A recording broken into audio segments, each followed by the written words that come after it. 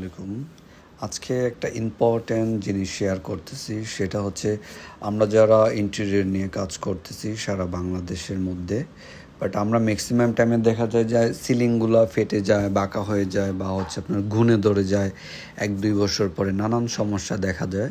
But এটার reason একটা হচ্ছে আমরা সিলিংয়ের মধ্যে যেই কাঠটা ইউজ করি, এই কাঠটা অবশ্যই আমাদেরকে বার্মাটিক গর্জন কাঠ ইউজ করতে হবে, যেটা আপনার লাইফ টাইম গ্যারান্টি থাকে, নষ্ট হয় না, গুণে ধরে না, বাঁকা হয় না।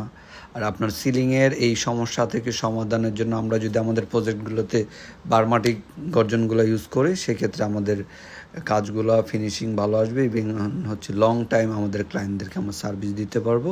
এগুলো কখনো বাঁকা হবে না, গুণে ধরবে না এবং নষ্ট হবে না।